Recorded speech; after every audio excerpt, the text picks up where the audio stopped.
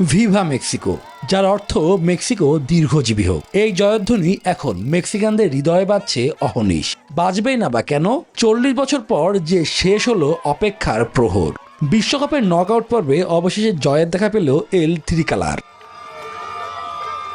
যুক্তরাষ্ট্রের Los Angeles থেকে শুরু করে মেক্সিকান সিটি, জয়ের পর সব জায়গায় নিচে গিয়ে মাতাচ্ছেন মেক্সিকানরা।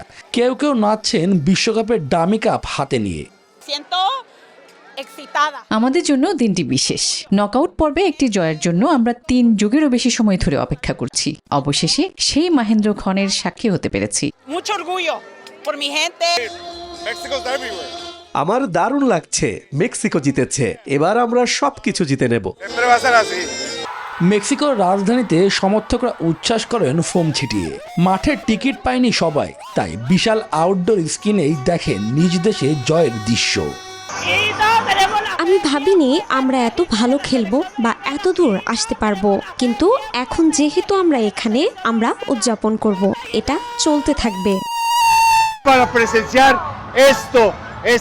আমি শুধু এই মুহূর্তটা দেখার জন্যই কানাডা থেকে এসেছি। সত্যি বলতে আমি ভাবিনি আমরা এত ভালো খেলবো বা এত দূর আসতে পারবো। আনন্দের মাঝেও লুকিয়ে আছে দুঃখ। মেক্সিকোর বিখ্যাত অ্যাঞ্জেলস অব ইন্ডিপেন্ডেন্স স্মৃতি স্তম্ভের কাছে হাসবুর্গ ও ল্যামস্টারকে ঘটেছে এক হৃদয় বিদারক ঘটনা। সেখানে জয় উদযাপন করতে গিয়ে দম বন্ধ হয়ে মারা গেছেন 40 বছরের একজন পুরুষ ও 19 বছরের তরুণী। শুভদেব নাথ, নিউজ 24।